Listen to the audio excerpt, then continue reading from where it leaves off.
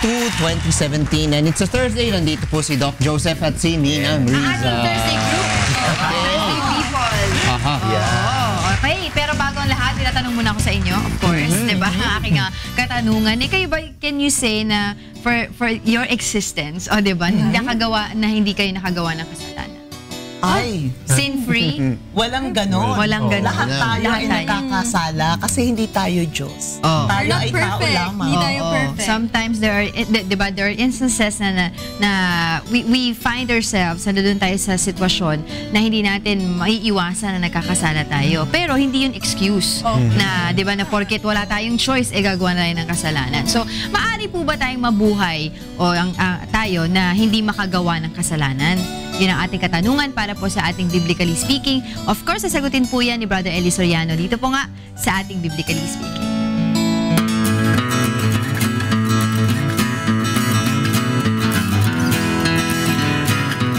Actually po, ang buhay natin talagang buhay na dapat sana'y walang kasalanan.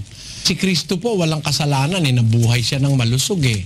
Pakinggan nyo sa unang Pedro 2, ganito ating mababasa sa 22. Na siya'y hindi nagkasala o kinasumpungan man ng daya ang kanyang bibig. Nung siya po'y magkatawan tao, wala siyang kasalanang ginawa o nagsinungaling man ang kanyang bibig. Wala. Nabuhay siya. So yung tanong niyo, maaari bang mabuhay ang tao nang hindi nagkakasala? Mas maganda nga ho yung buhay na hindi ka magkakasala kung pwede. Kaya lang, kung po tayo'y talagang tao, meron tayong sometimes na parang para tayong yung instinct na yata ng tao, yung parang magkasala siya. Sabi ng Biblia ganito sa Ecclesiastes, Tunay na walang matwid sa lupa na gumagawa ng mabuti at hindi nagkakasala. ayun. Kahit pala matwid sa lupa, gumagawa pa ng mabuti, nagkakasala pa rin. Yan po ang kalagayan ng tao. Ang totoo, si Kristo lang naman po ang hindi nagkasala. Kaya yun ang katunayang hindi siya tao eh. Kasi ang lahat ng tao nagkakasala. Unang Hari 8:46. Kung sila'y magkasala, laban sa iyo, sapagkat walang tao na di nagkakasala. Kung mapapansin nyo, sabi ng Biblia, walang tao na hindi nagkakasala. Pero si Kristo po hindi nagkasala dahil hindi naman siya talagang tao eh. Nagkatawan tao lang siya.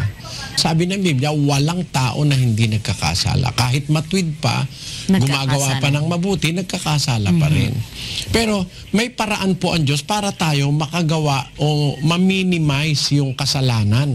Yung makaiwas ka sa kasalanan o kung magkakasala ka man ay hindi mabibigat o paminsan-minsan lang ganon.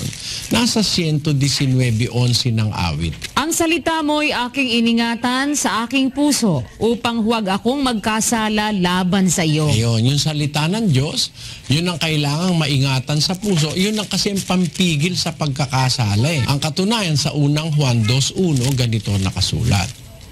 Mumunti kong mga anak, ang mga bagay na ito ay sinusulat ko sa inyo upang kayo'y huwag magkasala. Kaya mayroong kasulatan yung salita ng Diyos kasi ipinasulat niya. Sinusulat ko ito upang kayo huwag magkasala. Meaning, ang talagang pampigil sa kasalanan, yung salita ng Diyos.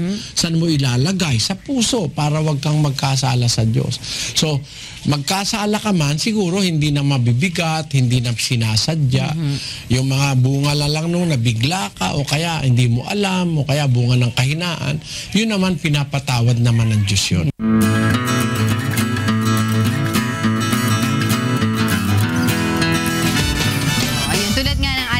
Usapan kanina nga, hindi excuse na kunyari doon tayo sa isang sitwasyon ay gagawa tayo ng kasalanan kasi wala na tayong magagawa. So sabi nga ni Brother Eli Soriano, ang magandang solusyon dyan ay gawin mo talaga yung, sundin mo yung mga salita ng Diyos para kung sakasakali makakagawa ng kasalanan, yung hindi naman ganun kabigat, diba? At saka, importante nga talaga, lagi natin sinasabi dito, Talia and Kong, diba? You put God in the center of your life and everything follows. Diba? So maraming salamat po sa inyo, Brother Eli Soriano, sa magandang advice niyo po sa amin. Dito po pa rin sa ating Biblically Speaking.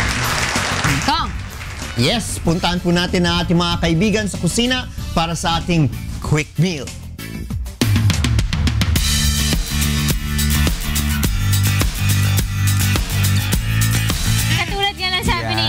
Japanese pero Chinese. Ohayo gozaimasu! Hello! Good morning yan sa Ayan. Japan. Dahil ang ating lulutuin para sa ating quick meal ay... Anong lulutuin natin? Japanese Cake. Wow! Ayan. Alam mo Masarap ba yan. na ito palang Japanese cake na ito ay hindi talaga nagmula sa Japan. Talaga? Inintroduce yan ng Portuguese sa kanila. Ang tawag dyan dati ay Castelo. Oh. Tapos nung inintroduce na sa kanila ng Portuguese yun, tinawag na nilang Japanese cake. Pero ang tawag talaga dito, sponge cake lang siya eh. So nag-migrate yung yung technique. inintroduce lang sa kanila, tapos tinawag nilang Japanese cake. Pero Sa Portuguese, Castelo ang sorry. tawag nila Pero the dyan. ingredients rin ay sa Japan Oo, that's right. Ano na ba yung mga ingredients natin for this morning, okay. Doc? Nakikita ko ang flour dyan. Tapos may baking powder. Tapos may sugar, eggs, milk, water, butter. Tapos yung cheese, saka ay sausage. Naku, mabilis lamang itong lutuin. Kaya, Doc, simulan mo na. Ako talaga. Yes. Ilagay yung flour sa... mix ang flour. Tapos sugar, egg, cup of milk. Tapos cup of water. Yan. Idindin dyan. Ikot dyan. Tapos lagyan ng... Ano ba yan? Parang molder. Oo. Tapos lagay yung pinag-mix natin, ilagay ang keso sa taas, lagay ang sausage. Yung sausage, parang in-slice natin. Para masarap. Tapos, Yes. I-flip yan. ipapatong lang natin. Parang sandwich, di ba? Yan na ang Ayan na. ating Japanese cake. Okay. Ano sa Japanese ang delicious? Hindi ko alam. Oishi. Hindi Ano? Oishi. Oishi. Oishi. Narinig ko sa Google. Oishi. Sabi niya. So, oishi. Ano bang nilalagay dyan sa Do they put syrup there? Pwede siguro kasi para lang naman siyang pancake. Pero para malaman natin kung anong lasa niya. Ito Kailangan ang matikman natin. pinaka-importanting part ng quick meal. Yung Ayan. pagtikim. Ikaw na. Mauna ka na, Doc Joseph. Ako? Ayan. Yan. Sige, tikman mo. Na-miss ko tong tikim-tikim na to. Yeah, tikman Walang mo. tikim-tikim sa labas. Ay, gano'n. Sige. Tikman natin. Pancake. Masarap. Tikman natin. Pancake na may sausage. Parang siya. Parang Angel. Japan. Sarap. Pwede Masarap. itong may syrup. Mas masarap itong may Yes, syrup. Ayan ang ating quick meal. Yan. O, tiran nyo kami dyan, ha? Kasi baka ubusan nyo kami ni Angel. Of course, sa ating mga kasambay, kung meron po kayong mga katanungan patungkol sa inyong kalusugan o legal concern, mag-text or tumawag lang po sa mga sumusunod na numero, 442-6256 or 442-6257. Kung kayo Globe subscriber, 0995-582-3762. Kung kayo Sun subscriber, 0932-947-5386 o mag-send lang po ng message sa aming Facebook account www.facebook.com/goodmorningkuya. I-type lang po inyong name, age, location at ang inyong katanungan. At dahil gusto natin maging fit at sexy at healthy, kailangan gumamit po tayo ng Patrol. Kaya naman, Good Morning Kuya would like to thank Patrol. Ayaw mo bang tumaba? Ayaw! Go with the power of 500. Go with the power of Patrol and live it. Take care of your liver with Live It. Available at all leading drugstores nationwide. And Good Morning Kuya would also like to thank New Moms sa magimbidang nanay sa New Moms Malunggay at OsteoGuard tulong iwas osteoarthritis sa OsteoGuard. Go galaw! Wow! La la la la. La la la la. Nagbabalik po ang Good Morning Kuya, February 2, Thursday, 2017, 5:24 in the morning. Of course, tayo po ay nasa ating konsultahan, 1,360 monitoring stations.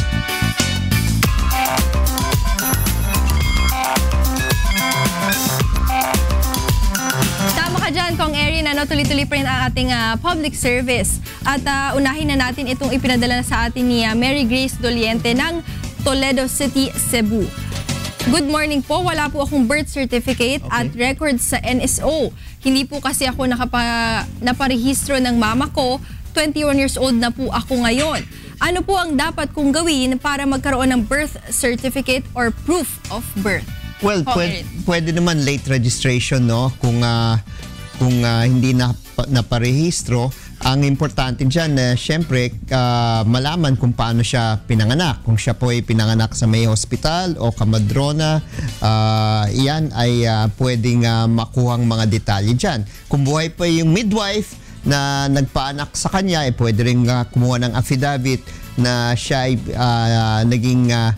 nag-assist sa pagpapaanak ng sa kanya ng buhay, no? So importante na makuha niya yung mga witnesses that can testify na siya po ay pinanganak sa ganitong araw at siya po ay ang nanay po niya ay si ganito at tatay ganyan. So yan po yung mga kailangan sa Philippine Statistics Authority, no? Hindi naman kailangan immediately after na pinanganak ka kagad i-file yan. Pwedeng late registration. So ang mungkahi po namin kung siya po ay taga Cebu, no, yung ating caller or texter, pwede po kayong pumunta sa Civil Registry sa Cebu. Doon makukuha po ninyo yung mga requirements for late registration. Alright. At itong isunod na natin itong ibinigay sa ipinadala sa atin ni JM via text message. Legal question pa rin ito, Kong Erin. Pwede ko po ba ireklamo isang professor na sa pilitan kaming ipinapabili ng ticket para sa iba't ibang event gaya ng play at art exhibition bilang project daw po? Pinagbabantaan niya po kami na kung hindi kami bibili ng ticket at dadalo sa event ay incomplete grade ang ibibigay po niya sa amin.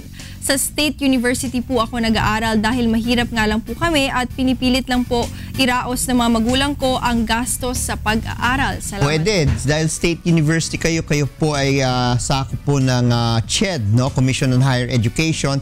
Pwede po kayong ireklamo yan. Ngayon, kung yan ay school sanctioned, no? Even if it's school sanctioned, kailangan may permiso po yan mula sa CHED na sila po ay sisingil sa mga estudyante. So kung kayo po ay pinipilit, no, yan ay bawal, no? Dapat isumbong po ninyo yan sa CHED at yung banta na bibigyan kayo ng incomplete grade dahil lamang sa hindi pagpapanood ng isang play o ng isang event, pagpunta sa isang event, yan po ay bawal sa mga regulations ng Commission on Higher Education. So dumulog po kayo sa CHED at ang CHED po ang mag-iimbestiga. Okay, maraming salamat Kong Erin. At isunod na natin itong gustong mangonsulta sa iyo, Doc Joseph, si Jocelyn Borja ng Muntinlupa City, 42 years old. Via Skype ito, magandang umaga po sa inyo. Magandang umaga po, Doc. Isasang lang po, Doc, yung nararamdaman ko. Sige. Jocelyn. Apo, Doc. Sasangguni ko lang po, Doc, yung nararamdaman ko. Kasi po, nanginginig po yung buong kalamnan ko. Tapos po, masakit po yung likod ko na umaabot po sa may dibdib na para po siyang may nakabara. Tapos po, pag nakabara po siya, naninikip na po yung dibdib ko, umaakyat po siya hanggang sa ulo. Tapos po, araw-araw po, halos hindi po ako nakakatulog. Masakit po lagi ulo ko. Tsaka po, meron po kasi po akong gastritis. Yun po. Okay. Isa-isa natin, Jocelyn, no, yung problema mo. Una-una yung kalamnan, so that's muscle, di ba? Okay. Tingnan natin kung ang problema mo ay because of poor posture or dahil vitamina, kasi minsan sa lack of vitamins rin o mga B-complex pwedeng sumakit ang kalamnan. Tapos sumasakit ang balakang mo, checkin natin kung baka ang problema mo ay sa kidney mo. So meron naman tayong mga diagnostic workup na pwedeng gawin, like ultrasound or urinalysis para malaman kung ang problema ay sa bato. Now, yung isang problema mo na parang naninikip ang dibdib mo, parang tapos may history ka pa parang may hyperacidity, dapat nating ma-distinguish kung itong paninikip is tatlo, kasi yung area mo na pinag-uusapan is yung thorax no, and your upper abdomen. Ito ba ay sa baga ito ba ay sa puso or basically yung upper portion ng digestive system natin o yung stomach, yung stomach natin. Now, kung may hyperacidity ka, of course, meron tayong mga gamot dyan at hindi ka pwedeng kumain ng mga na nag-stimulate for your hyperacid, no? Then, kung yung paninikip naman ng dibdib mo, dapat nating check-in kung ito ba ay sanhi sa puso, no? So, you can go for ECG and 2D echo.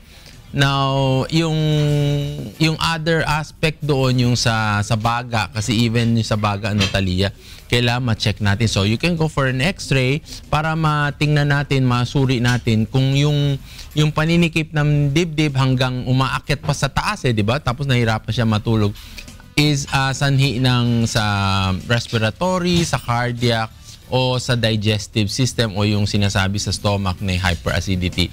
Now, yung difficulty of sleeping, kailangan nating masuri rin yan kung ano ang kadahilanan. Baka na-stress ka, meron siyang iniisip, mga iniinda, so nakaka-impede sa kanyang pagtulog. Now, pag ito ay very frequent, dapat pa-check natin, mapasuri para makita kung talagang may tunay na sleep disorder.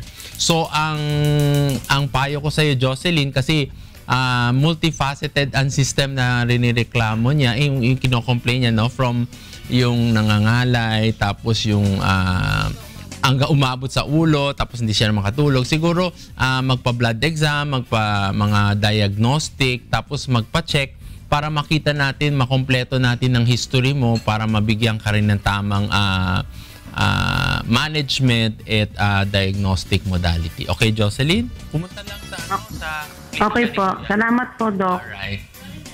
Okay, thank you, Doc Joseph. Thank you, Talia. Yan. Okay. So yan ang ating ikonsulta mo for this morning. Pero maya-maya, tulad ng iyong nabanggit kanina, Talia, tuloy-tuloy naman tayo. Nandito nga si Doc Joseph and Kong Erin to answer your legal and medical concerns. And of course, since it's Thursday today, Ninang is also here. Good morning, Ninang. Good morning. To answer your financial concerns. So open naman po ang ating line of communications, yung ating mga numero na nabanggit mo kanina, Talia, di ba?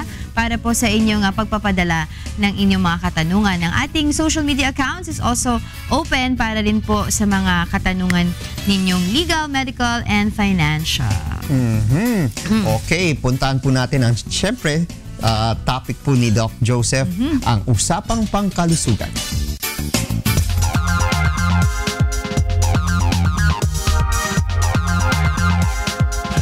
Yes, tama yun. To do or not to do, parang Shakespeare. May kulang no?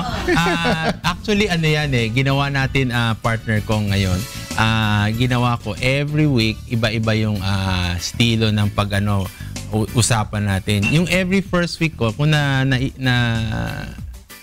na-remember nyo, na-recall nyo before, nag-demo tayo. Yes. So, gagawin natin every first week demo. Ngayon, itong demo, wala tayong audience kasi basically clinic based, no? Then yung mga subsequent week, may mga subtopic tayo, may mga yung frequently talked topic, cancer topic, Now, ang demo natin ngayon ay ano kaya yan? Yung Ano ba yan? DRE.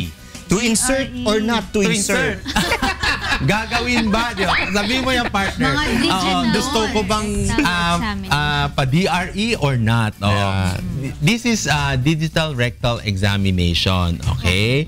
Ito ay very basic, guys. Si Angel, very basic para sa mga lalo na kalalakihan, no?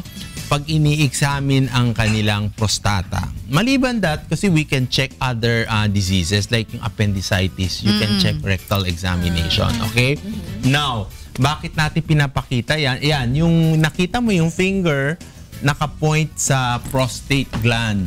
Itong prostate gland. Ito yung rectal vault, isang finger naka-point sa prostate gland. You have your bladder, this is your rectum, no? Tapos dito yung testicles mo. Bakit importante yan? Kasi usually pag ini-examine, lalo na pag sinabi ng doctor, magre-rectal examination tayo sa annual PE, di ba Kong? Rectal examination, ayaw mong magpasundot. Kasi sinasabi nila, marami sila masakit. no? Sabi ng iba, baka magkaroon ng infection, no? Whatever. But if you do rectal examination, lagi natin sinasabi, marami tayong nakikita, no? And you have to do it properly. Properly meaning, ibig sabihin, yung pag-rectal minsan ng specialista o doktor, kailangan properly done. Okay? Una-una naka-guantes o gloves, ha? So yung magre-rectal sa inyo pag walang gloves, mali yun. So baka hindi siya legit, no? Then kailangan may local anesthesia. Yung local anesthesia, linalagay yun sa fingers mo. It's a local gel na may anesthesia yon, okay? Hindi siya injectable or hindi siya iniinom na anesthesia, okay? It is very easy to do kung sanay ka. Alam ko, some of our colleagues nahihirapan yan eh. Kasi once na in-insert mo, minsan, ano ba ang hahanapin natin, di ba? Ano nararamdaman? Kasi Anong nararamdaman, di ba? You can see eh. Have you ever had rectal examination? Tama. Minsan, yung unang experience is difficult. Pero marami.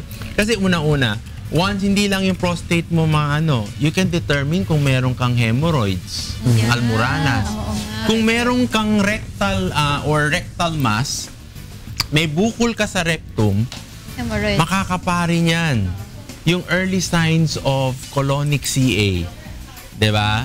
But of course, kailangan tama ang pag-insert ng ang iyong daliri into the rectum. Okay? Lagi natin sinasabi, kailangan ba? Yes. We have to do it.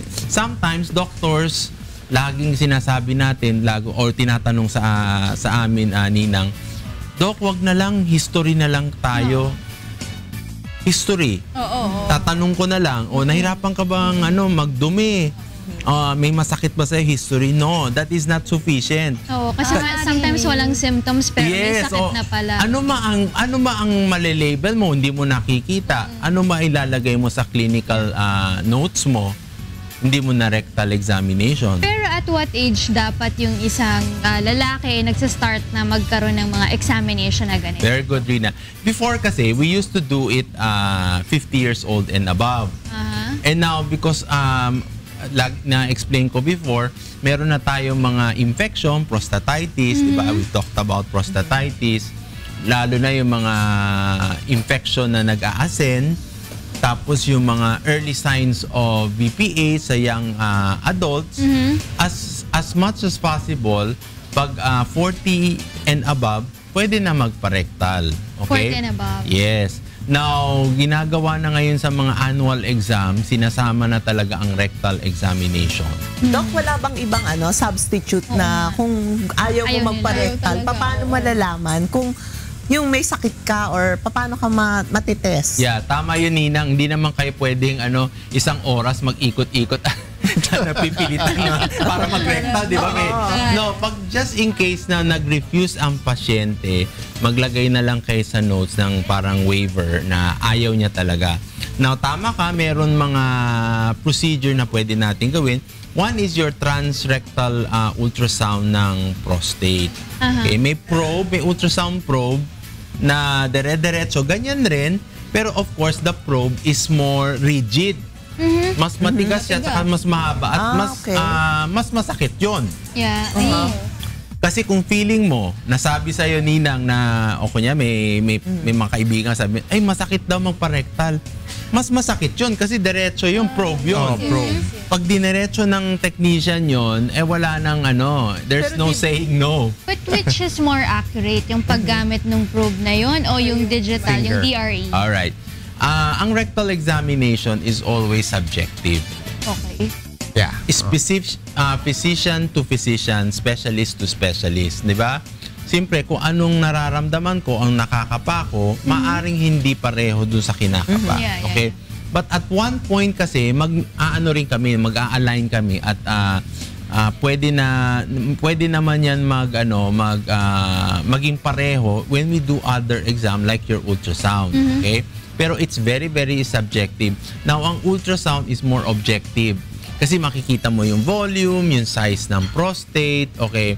Kaya minsan ginagawa namin, Doc, bakit na rectal na ako? Gusto mo pa akong pa-transrectal? Parang 2 beses mo akong pinapahirapan. The transrectal is to check if your subjective evaluation is correct. At bakit hindi na lang yun na lang ultrasound, hindi na gumamit ng manual rectal? Para isa na lang, di ba? Kasi minsan ang natin, Ninang, kasi because of the probe is rather expensive. Not all institution has transrectal probe. Okay? So pag sa probinsya ka, lalo na sa atin, doktor ka doon, specialista, anong gagawin mo? Triple rectal examination, which is the most simplest. Diba? Wala kayong transrectal unless yung pasyente, papapunta mo sa Manila at magpapa-evaluate, no?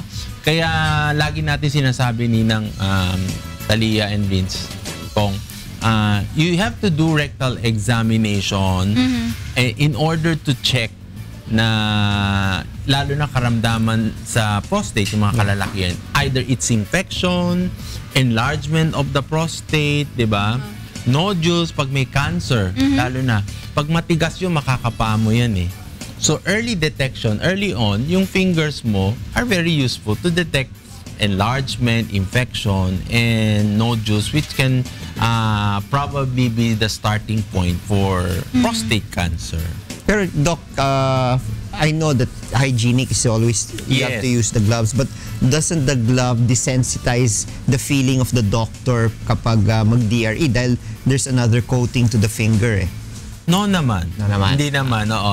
Sabi ko nga parang feeling mo parang naka-gloves, hindi masyadong it doesn't matter. Sinasabi baka kailangan latex siya, ibang klaseng gloves, mas manipis ang material, no? Hindi naman eh. Kasi it is the technique later on. Actually, when you do rectal examination, partner ko, may technique yan eh. We as specialists, we will teach you, even the general practitioner or the primary health providers, we teach you how to do the proper way of doing rectal. It's just like, hindi lang naman yan yung pinapasok mo yung daliri mo eh. You have to go right and left, up and down, para makita mo and swing around whatever, especially the prostate, para ma-check mo talaga, no? It will not in any way tamper or what yung parang feeling mo na ay baka hindi ko masyado ma-feel. Hindi naman. Okay naman yan, Doc. Then you were saying hygiene. Okay. Ang gloves na ginamit, kailangan hindi na magamit ulit. Yes. Yeah. That is the natural thing. Yeah. Okay.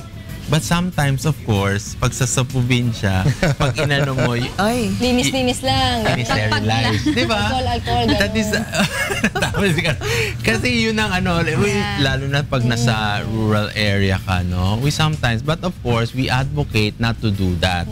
No? Kaya ngayon, meron na tayong sterilized or unsterilized for digital.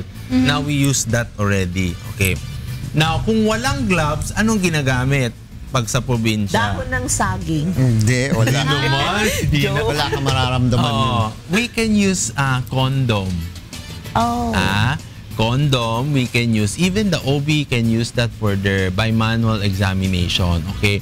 Kung just in case na wala kayong gloves, pwedeng condom.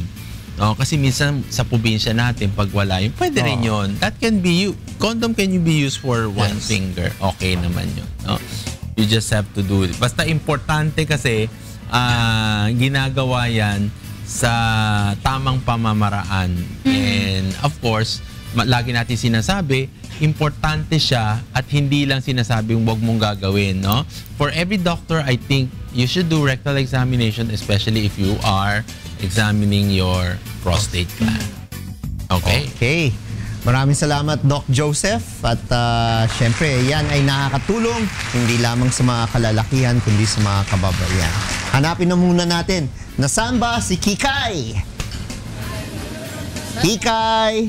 Good morning, Kuya! At good morning sa inyo dyan, Kong Erin. Tamang-tama ka, wala ako ngayon sa bahay dahil live na live, fresh na fresh akong nandito sa Susano Market in Novaliches, Quezon City upang ibigay sa inyo kung magkano na nga ba ang presyo ng ating mga pangunahing bilihin sa palengke. Ito mga kasangbahaya, unahin natin ang ating mga paboritong beef. O ito mga kasangbahaya, ang ating laman po ngayon ay bumabalak sa presyong 300 pesos per kilo, habang ang ating tenderloin naman po, naku, medyo mataas, 450 pesos po yan per kilo, habang ang buto-buto naman po pareho din ang presyo doon, 450 pesos per kilo. And na, mga kasangbahay, mamubo na po tayo sa aking pork. Naku, gusto ko yan, yung mga baboy na kinakain na hindi tao. O, ito mga kasangbahay, ang laman po ng baboy ngayon ay mabalak sa presyong 190 pesos per kilo, habang ang ating liempo naman po 220 pesos per kilo, at syempre ang ating buto-buto naman po 160 pesos per kilo, at ang aking paborito na, ay, ako nalaglag! ang dami ko kasing effect. O, ito yung paborito kong pork chop, mga kasangbahay, 190 pesos per kilo. At syempre, moving on naman sa ating mga sariwang isda. Ito po mga kasangbahay, ang ating salay-salay, 250 pesos per kilo. At ang ating yellowfin tuna naman, 220 pesos per kilo. At syempre, hindi magpapahuli dyan din, ang ating bisugo. Yung ating bisugo ngayon, 220 pesos per kilo. Yes! At syempre, ang ating tulingan 160 pesos po yan per kilo, habang ang ating bangus naman po, nagtaas po yan na mahigit 20 pong tinaas yan, dating 120, ngayon 140 pesos per kilo.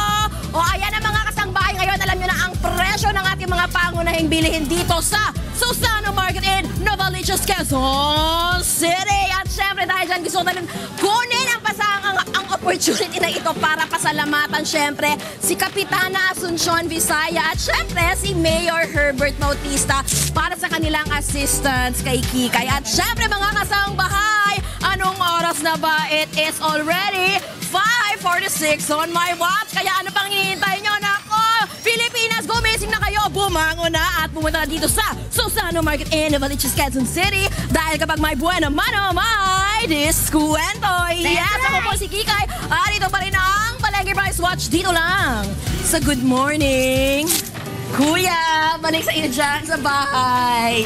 Okay, maraming salamat Kikay sa Susano Market live dyan mula sa Novaliches City. Puntahan po natin ang ating mga kaibigan sa huntahan kay Attorney G at kay Beth Santiago. Good morning! Morning, Kong! Oy, mukhang talk while fighting na lang. Ay, naku talaga naman, no? Parang ako, kung Erin, bibigyan ko pa rin sila ng pagkakataon. Oh, yes. Ganyan talaga naman ang usapang pangkapayapaan. Wala namang smooth na smooth ka agad. Siyempre, kinakailangan dadaan din tayo sa mga konting pagsubok na katulad dito.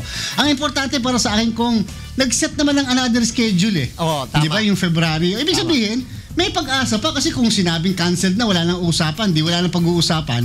Di ba? At saka, ang pinaka-importante pa rin para sa akin, yung bilateral. Yes. Kasi yung bilateral, may mga maseset ng guidelines, may mga parameters na, may mga pwede ka ng mapagreklamuhan. Kasi yung unilateral, siyempre, sa sarili mo lang naman yan eh. Importante pa rin bilateral at umaasa tayo na itong usapang pangkapayapaan matatapos ito at magiging maganda sa bandang huli. Pero paano naman yun, usap ng usap, effort ng gobyerno at saka yung mga leader nila, tapos yung nasa baba naman, sila naman yung nag-aaway-away, di ba? Hindi, both sides naman yan eh. Yung mahirap pag both sides kasi yung ang nirereklamo raw naman ng NDF, encroachment no sa mga area. So ang importante nga dito, dapat ayusin nga kung paano magkakasundo sa isang bilateral agreement. Nagkaka-impasse ngayon o stalemate dahil sa usapin ng political prisoners na dapat i-release, no? Yun yung nagiging usapan. Kasi 400 pa daw yung hanggang ngayon nakakulong pa na hindi pa nare-release. Well, dapat din sana unawain din para din sa kaliwanagan kung Erin ng ating mga kababayan. At ito naman hindi sa porket nagsasayd tayo sa pamahalaan. Kasi nga may mga political prisoners kasi na yung kaso nasa korte. Yes. Yung executive department hindi naman basta-basta pwede mag-intrude sa kapangyarihan ng mga korte natin. Yes, tama yun. Tama yun. At yung dapat nakita at sayang yung mga matatanda at may edad. Yun. No? Dapat unahin yun. Dapat nauna yun eh. Kung nauna yun, baka confidence building measure yun at napapirma na sa bilateral. Anyway, meron nga ang pag-uusap dyan sa February. Tignan natin Anong date ba yun sa February ko? February 21 to 25. Kung Babalik sila sa Oslo. Hindi sa Oslo, sa Amsterdam. So, Amsterdam ba? Huwag mo kaming kalilimutan. Alis ka ulit, Kong. Hindi ako kasama dun eh. Buti naman, para hindi hiramin si Attorney. Pero kung ako sa huwag mo Amsterdam na yan, pagka mga ganyan. Si Attorney Ruth ang ano dyan. Maraming salamat, Kong, ha? La la la la.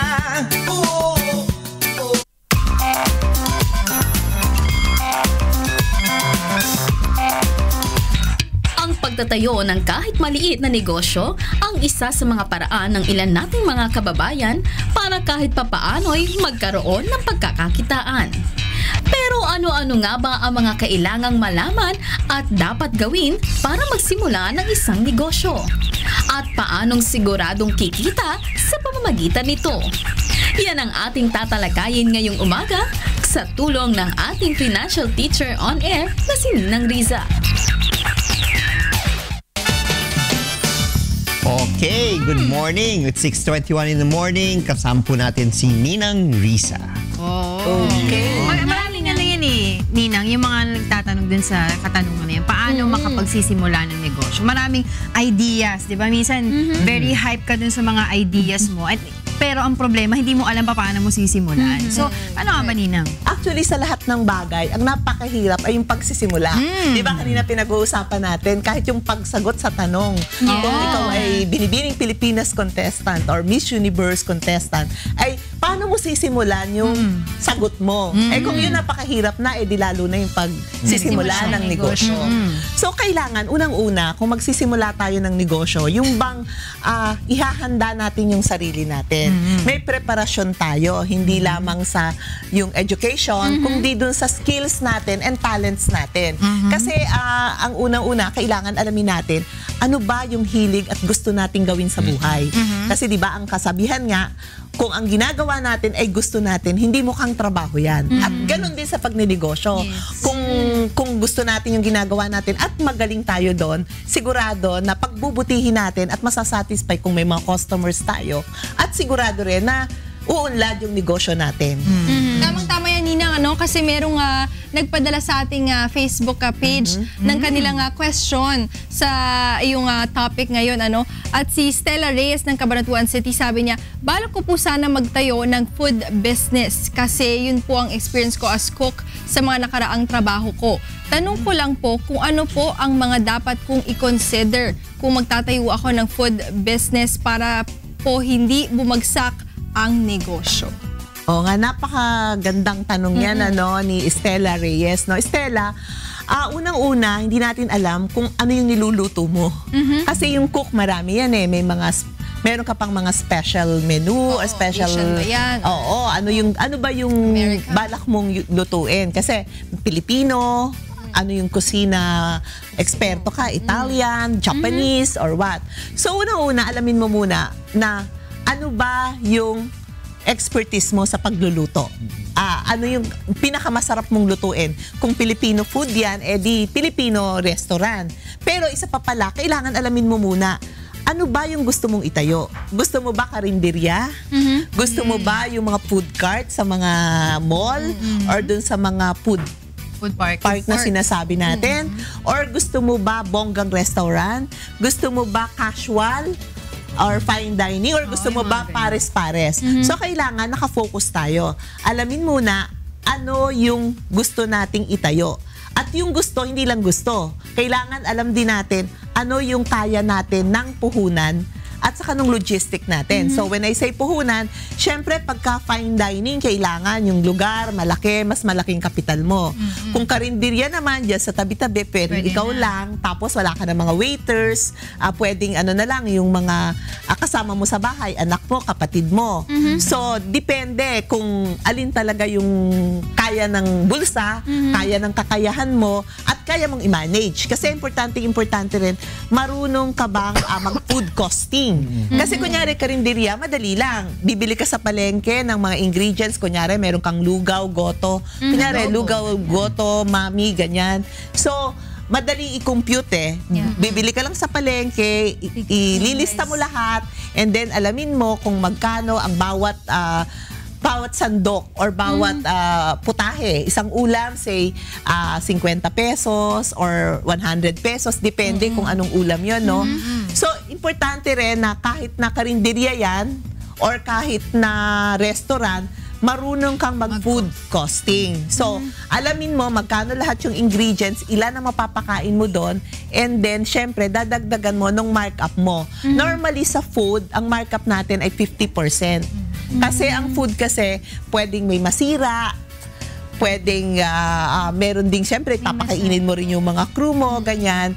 So, maraming expenses yung sa food. At saka mahirap gawin. So, titingnan mo, kaya ba ng markup mo na 30%, 50%? Kasi kailangan mo rin na mag-research. Doon sa importante yung location eh. Saan ka magtatayo ng negosyo? Kung tabi ba yan ng school? Kung tabi ng school yan, syempre mga estudyante, kailangan malaman mo yung tinatawag na merkado mo, market. So, for example, ang market mo mga estudyante, syempre, ano ang kaya ng budget ng mga estudyante? Ngayon, kung nagtayo ka naman sa tabi ng mga call center, yung pang call center naman, at saka titingnan mo rin yung oras. 24 hours. Kailan ka magbubukas? Kailan ang tindahan mo ba o restaurant mo ay bubuksan mo ba ng say 24 hours? Kasi kung call center malapit yan, dapat sa gabi hanggang 24 hours. Oo. Normally mga pang night shift. Pero kung sakali naman na sa school, syempre ang mga bata, merienda, lunch, tapos recess ulit sa hapon. So, yun ang mga titingnan mo. And then, yun nga, sinasabi ko na, syempre, ang baon ng mga bata, limited lang. So, yun, depende sa laki, sa anong klaseng food. Kunyari, pwedeng pizza lang. Ikaw ba ay delivery lang? Or catering lang? So, yun ang mga i-consider mo. Ninang, importante po ba na maging hands-on sa business yung mga nagsa-start pa lamang? Like for example, ang isang tao ay sobrang busy sa kanyang trabaho pero gusto niya mag-startup ng kanyang business. Importante ba na maging hands-on siya o pwede ka rin mag-hire ng isang tao na magmamanage dun sa sisimulan mong business? Kapag maliit yung business mo na itatayo, syempre, hindi ka makakahargan ng tao. Kailangan mo mag-hands-on. At saka, kailangan mo rin mag-hands-on kung hindi mo pa alam yung pasikot-sikot. Kailangan medyo aralin mo pa eh. Kasi, kung ikaw ay isang investor na sobrang laki ng pera mo, pwede mong pabayaan na lang sa mga expert, ibigay mo yung pera mo, sila magtayo. Pero kung gusto mo, kung maliit lang talaga at ikaw lang ang unang gagawa ng lahat, normally kasi pag nagninegosyo ka, ikaw lahat eh. Ikaw lahat. Kung food business, ikaw mamamalengke, ikaw magluluto, ikaw magsiserve. So lahat yun, aalamin mo. Pero kahit na may pera ka, ako ang suggestion ko sa lahat ng gusto magnegosyo, kailangan na matutunan nila yung negosyo. Kailangan mag-hands-on ka kahit na sa simula lang para alam mo kung kung paano tumatakbo yung negosyo mo. Para kung may pangangailangan sila, alam mo kung paano mo sila susuportahan. Saka parang hindi ka rin maluloko, di ba, Nina? Kasi sometimes kasi pag kayo may mga na-hire kasi sobrang matiwala ka, hindi mo alam na nakakamada na yung negosyo mo. Pero Ninang, meron din akong katanungan, dun sa mga, yun pa rin yung topic natin, hindi nila alam kung paano nila sisimulan. Yung ideas ng kanilang mga pagninegosyo, is it also a good idea din yung mga, let's say for example, yung mga uso, yung mga trend ngayon na negosyo, let's say for example, milk tea, ganyan. So, kailangan ba sumabay din ako, ganon? Normally, mauuso mahirap eh. Kasi pag hindi nauso, patay na yung negosyo mo. Pero maganda dyan, pwede kang makiuso sa simula, pero kailangan i-reinvent mo yung negosyo mo para makapag-introduce ka ng bago para hindi siya malaos. At hindi magsawa. Pero ito, isingit ko lang kasi may isa pang nagtatanong, si Robert Cruz ng Caloocan. Ito, nagpadala sa Facebook ng tanong. Ang sabi niya, "Good day po, Ninang Risa. I'm 26 years old, single po. Hihingi lang po sana ako ng advice. Huminto na po ako sa work ko at gusto ko pong magnegosyo. Kaso, hindi po makapag-decide kung anong negosyo ang sisimulan ko. Marami na akong research kung ano ang magandang business pero hanggang ngayon, hindi pa rin ako makapag-decide kung anong sisimulan ko. Sana ay mabigyan niyo po ako ng advice. Salamat po. Ito si Robert Cruz, nag-resign na kasi magnenegosyo. Actually, mahirap na bumalik sa trabaho, no? Pero ang unang-una muna, Robert, sana bago ka nag-resign, may sure ka nang alam mo na kung ano yung papasukin mong business. But since nandyan na, kailangan bilisan mo na, no, ang pagtatayo. Una-una kailangan mag-focus ka. Ano ba yung alam mo na gawin?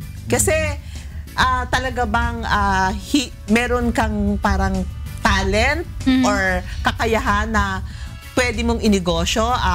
Like for example, meron ka bang kapital? Yun yung mga tanong ko sa kanya. Meron ka bang kapital na gagamitin? Kasi kung ano yung magiging negosyo mo para makapag-decide ka, unang-una ay tingnan mo kung ano yung una mong magagawa. Kung wala kang kapital, kung marunong ka magmasahe ka or maggupit ka. Ngayon, kung meron ka namang kapital, then pwede kang magsimula nung mga, kunyari yan, food business, or iba pa na, kunyari, laundry business, or ang pwede mo rin gawin ay humanap ka ng makakasama mo sa negosyo na partner na may kaalaman na para magtulungan kayo kung ano yung alam niya, and then tutulungan din niya yung kung ano naman yung alam ng isa para dalawa kayo. Kasi kung nahihirapan kang mag-isa, maganda yung may kasama ka. Gusto ko tanong lang, Ninang, no?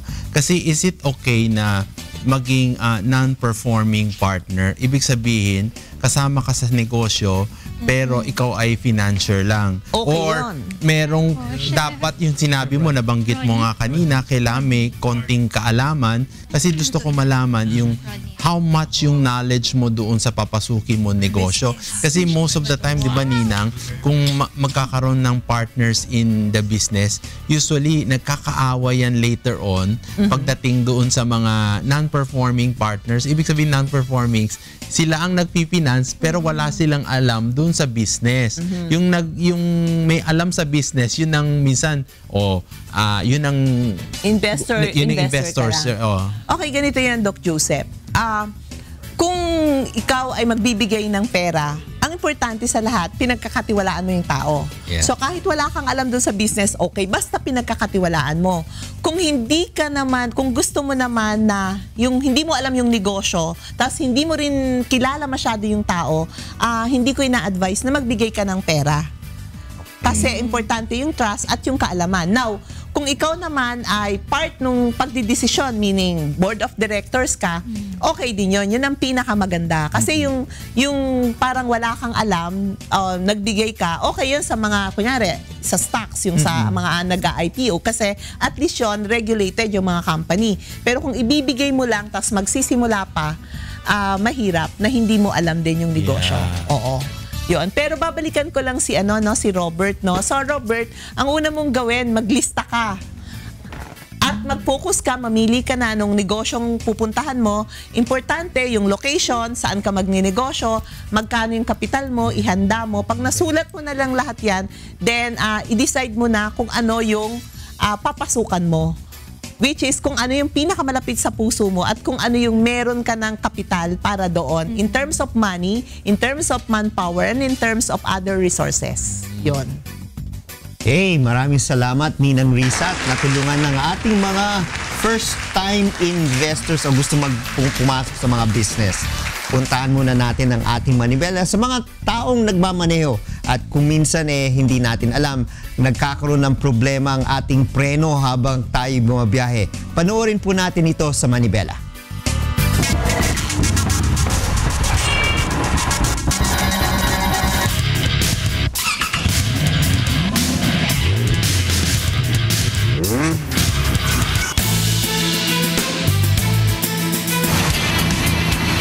Pag-apply ng brake nung nagdadrive. Pinapampian ko minsan, sobrang lakas ng apply ng brake niya. So, pumuputok ko yung hose. Yung brake fluid niya, meron na palang tagas. Hindi siya nagche-check ng engine. Hindi niya nalalaman na yung brake fluid niya nauubos pala. Pag naubos kasi yung brake fluid, so mawawala na siya ng preno. Hindi na niya mapapahinto ng tama yung kanyang sasakyan.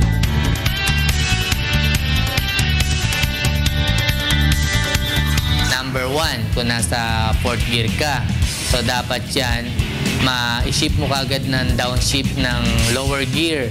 Galing ka sa fourth gear, ma-ship mo yan ng second gear, so yung speed mo marireduce. Ang tawag doon, engine braking. So mabilis dapat ang kilos. And then, pag nandun ka na sa 2, ma-ship mo na kagad yan sa number 1, masyado ng maraming speed na nabawas doon sa sasakyan mo, pwede mo na siyang gamitan ng handbrake dahan-dahan para mapahinto mo ng smooth yung sasakyan.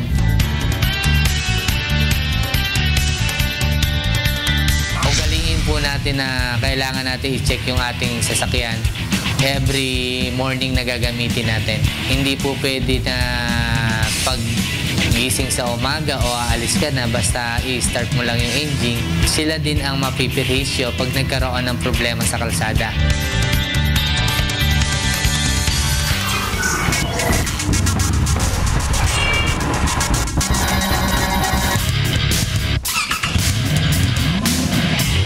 So yan po, no? Kapag kayo'y nagmamaneho at biglang nawala ng preno, ang solusyon po ay engine brake. Ano ibig sabihin po noon?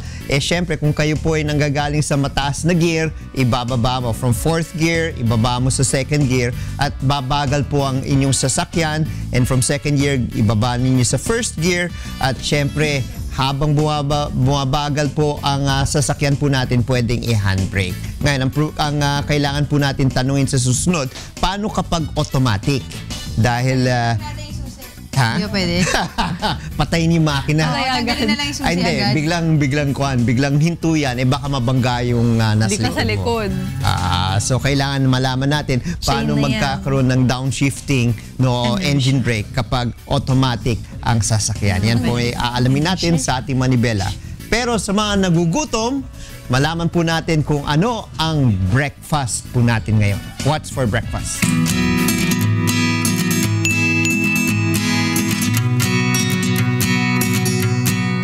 Yes, tama si Kong, no? Yung mga nagugutom at nagugutom na tayo, Rina, no? Yes, so at masarap itong ihanda sa atin. Alam niyo ba, itong mga chef na bisita natin for this morning ay US-based pa sila. Yung isa nagko-cruise, yung isa naman ay nag-work talaga sa Amerika. Oo, tsaka mga train sa abroad. Yes, so ngayon. sino ba makakasama natin, Okay, Doc dito Joseph? sa tabi ko kasi andito si Chef Rodney Ryan Depano. Yes. Siyempre makakasama din natin si Chef Marlon. Sino Hi, ba Chef. ang cruise chef? Ikaw. Siya. Okay. So, Chef Rodney, ano ang prepare mo sa aming itong breakfast? Ngayon, ang prepare ko is blueberry French toast and s'mores hot chocolate. Okay. Oo. So, isa-isahin muna natin. Dito muna tayo sa hot chocolate mo, s'mores. So, paano natin ginawa? So, basically, ready na siya. Yung Swiss chocolate with hot water. Tsaka nilagay lang natin ng marshmallow, roast natin siya direct fire. Okay. Pwede rin ba itong ima-microwave na lang para mag-pop yung Pwede naman, marshmallow? para maging malambot na yung marshmallow natin. Okay. Inaas ko kanina si Rina, si Chef, no? Pag, di ba hot chocolate, medyo matamis na. So, bakit nilagyan mo pa ng marshmallow? So, ang kinamit namin is dark chocolate. So, dark medyo sweet chocolate. siya. Okay. So, Yan. at paano ba ito itulutuin yung ating French toast ngayon? toast. Ano yung mga ingredients natin dyan, Chef? Meron tayong 3 pieces of loaf bread, 1 piece of egg, 1 cup of half milk, and 1 cup of half cream, cinnamon, 1 cup of blueberry, and dash of powdered sugar on top. Okay. Then yung ating naman, hot chocolate. Yung pagluto naman natin. Paano gawin yung natin? French toast. French toast. Pakita ba na? So, ayan, nilagyan natin siya ng milk and cream. Half and half siya with 1 piece of egg. Haluin lang natin. Ang maigi. Tapos nilagyan natin ng cinnamon. So yung cinnamon, Chef, preference mo yan, no? Yes. Okay, then, Ngayon, sinuok na natin yung 1 piece of bread. Tapos painit tayo ng kawali. Lagyan natin ng butter. Tapos i-toast lang natin sa pan. So, yun. Yan. Anong toppings natin dito, Chef? So we have blueberry topping. Tapos may confectionery sugar din tayo. Yeah, konti. powdered sugar. So pwede rin ito, chef, na hindi blueberry gamitin nyo for toppings. Pwede naman, pwedeng gamitin kahit ano naman toppings pwede dyan. Like Pwedeng what? strawberry jam, diba? okay. Kung anong mga Lahat jam. ng palaman pwede. Or Kasi fruits. sinabi, Pwede rin ng fruits, banana. diba? Kung healthy kayo, mas healthier. Syrup pwede din kasi it's not like more on pancake style. Ayun, sa mga gustong kumontak sa'yo, Chef Rodney, saan ka ba nila pwedeng Ayun, pwede nyo akong kontakin sa chef_Rodney on my IG. Then, meron akong number dyan sa screen. Pwede nyo akong kontakin and social media ko. Yan, Chef for Her naman sila ngayon, di ba? Chef Ayan, for habang Her. hindi ka pa nagko-cruise, di ba? Ayan, ito naman si Chef Marlon. Ito ba ay American breakfast din yung ating hinanda mo sa amin? Ano siya, para siyang breakfast at pwede rin siyang lunch. O kaya merienda, di ba? Halo-halo. Ano ba tawag dito, Chef? Ano siya, pan-seared fish taco. Fish taco. Anong klaseng fish yung gagamitin natin dito sa ating fish taco? So, ang gamit natin is a cream dory. Cream dory. Oo, pwede rin naman yung mga local fish natin, which is mga tilapia, yung hindi masyadong Pwede? matitinik. Talaga? Kahit anong klaseng Galunggong. fish. Oo. Galunggong fish taco. Bangus, Oh, Filipino pwede? style with a Filipino twist, style. di ba? Yep. Yeah. Ayan. Gusto ko malaman yung ingredients ng ating fish taco. Ano ba yan, Chef? Okay. So, ating ingredients is flour tortilla, ang ating fish which is cream dory. So, may coleslaw tayo na ingredients is cabbage, bell pepper, red onion, and then cilantro, calamansi, fish sauce, and spicy mayo. Ayan. Oh. Pero paano ba ito lutuin? Simulan na natin, Chef, kung Okay. paano ito lulutuin. At ihahanda. So first, i-seared muna natin yung ating fish, seasoned with salt and pepper.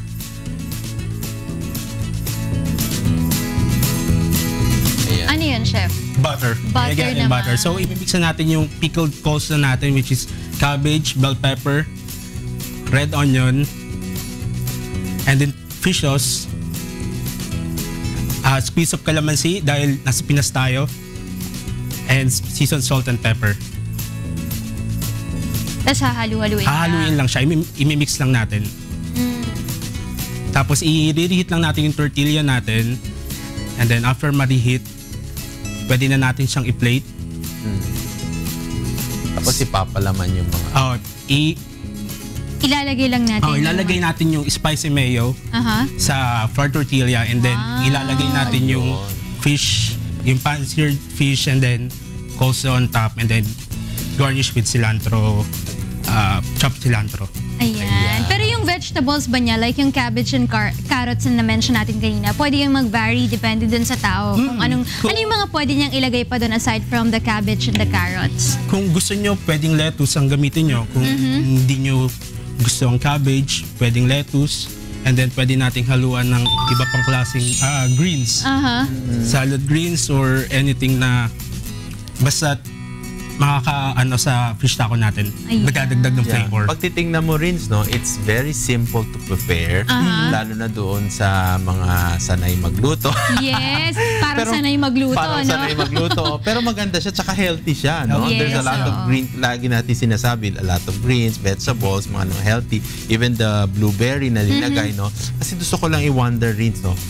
So far, laging butter ang ginagamit ng mga chef natin. Yes, so Chef, pero si Chef Marlon, saan ba natin siya pwedeng makontak kapag gusto kanilang tawagan o kaya paglutuin dun sa kanilang mga occasions? You can contact me on my number and then you can add me on my IG which is Marafol. And then sa social media din. Social media. Basta mura lang kayo pag occasions. We just want to experience family fine dining experience in their houses. Si Chef Rodney naman, do you have any social media accounts or anybody to greet? Rodney Dipano on my Facebook account, IG Chef Rodney, and on my number, nasa screen na po yan. So pwede niyo pong kontakin ako dyan. Wala na kayong mga greetings na iba pa? May gusto kayong mag-hello, hi? So, watiin lahat ng family ko dyan sa abroad, all over the world. Nandyan, nanonood sila dyan. Yung family ko dyan sa City, nanay tatay ko, hello. Hello po. Hello. Yan, tinan mo. Ikaw naman, Chef Marlon.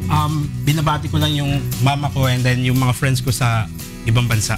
Ayan. Buti pa sila rin, no? Ano? Ibang bansa ang mga friends nila. Hindi ko din naman marami kang friends, di ba?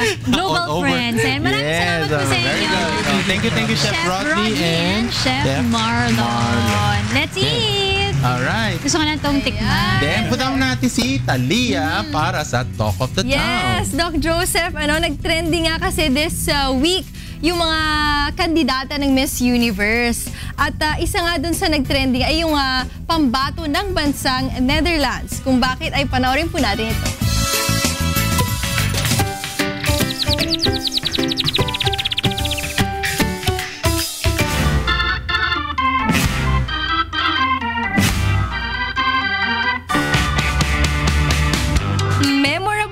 Talaga namang pinag-usapan ng marami ang bawat tagpo sa katatapos lang na Coronation Day ng Miss Universe dito sa Pilipinas. Pero isa sa pinakatumatak sa mga Pinoy ay ang viral video ng Miss Universe Bet mula Netherlands na si Zoe Ivory. Sa video, makikita ang nasabing kandidata na walang kiber na sumasayaw habang pinapatugtog ang isa sa mga kanta ng sikat na singer na si Beyonce.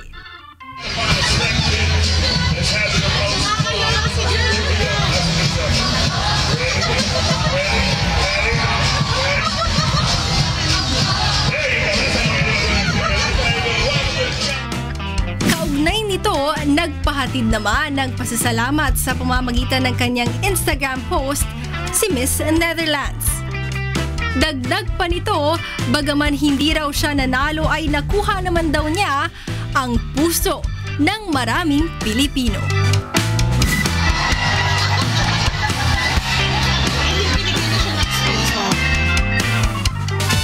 Nakakatuwa siya, no? In-enjoy niya lang yung moment dun sa...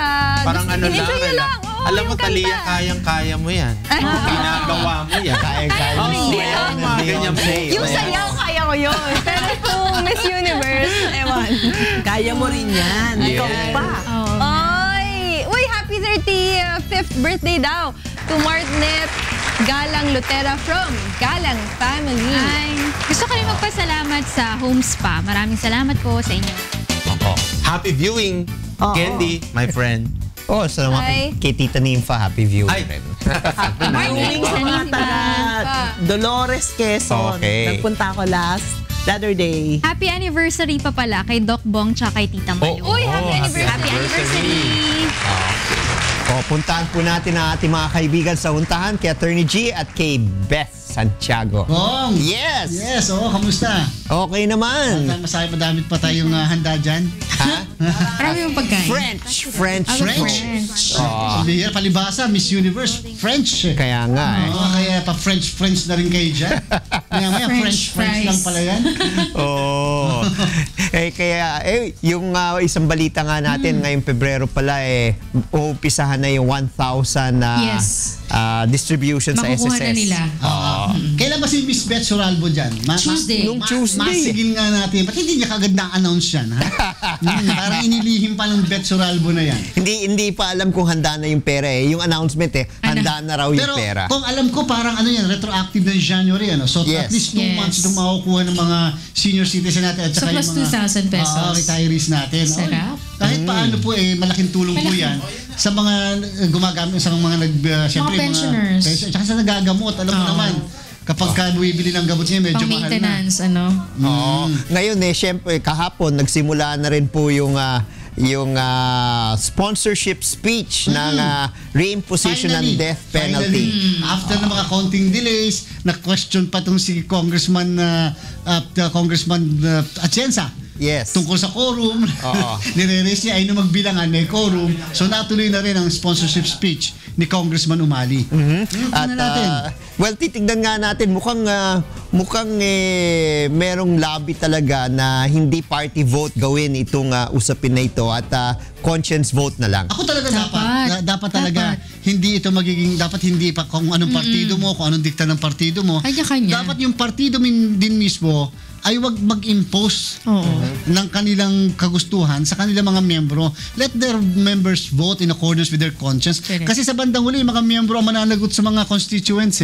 Tama. Pagbalik nila sa kanilang mga distrito, tatanungin sila bakit ganito ang boto mo at bakit ganyan. So, tanungin mo yung konsensya mo, tanungin mo rin yung constituents mo. Diba? Yun ang dapat na tayo kahit paano, may mga nalalaman din tayo na kahit paano humihingi ng payo kay Kuya kung ano ba talaga ang pinakamagandang abot. Pero ako, I think sa sarili Yes ko, or no?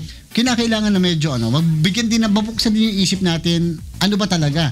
Ang problema, yung sistema ba kaya bang i-fix? Kasi kung kahit na magkaroon ka ng death penalty, kung yung sistema na yung mga tao mismo na magpapatupad niyan, hindi rin pala makakapagsigurado ng equal justice to all.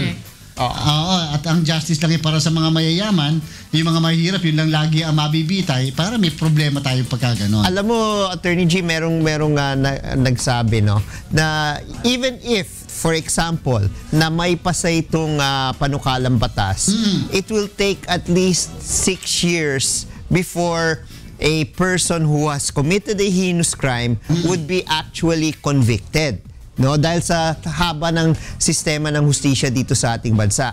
By that time, sabi nga ng iba, tapos na yung administrasyon ni President Duterte. Paano ngayon kung may uupo na ang pananaw naman ay ayaw? Yes. Tama yun. So, sabi nga ng iba, baka useless na rin. No? At saka ano malay mo nga doon sa panahon na yon, habang dinidinig yung kaso, mga 6 hanggang minsan 10 taon pa inaabot, baka nagbago na ng kalooban, nagpakabuti na yung mismong bibitayin mo. Tama. Halimbawa, so yun nga yung reformation process kahit paano. And therefore, porke ba't na-convict na ganyan, naka-apila yung kaso ngayon, porke ba't na-convict na, hindi mo na pwede mapatawad pa. Ayun. So dapat meron din tayong proseso na kung saan pwedeng pumasok pa rin yung pagpapatawad kahit na convicted na yung tao at hinihintay yung pagbitay sa kanya. Tama. At siyempre, Kong, maraming salamat. Maraming salamat.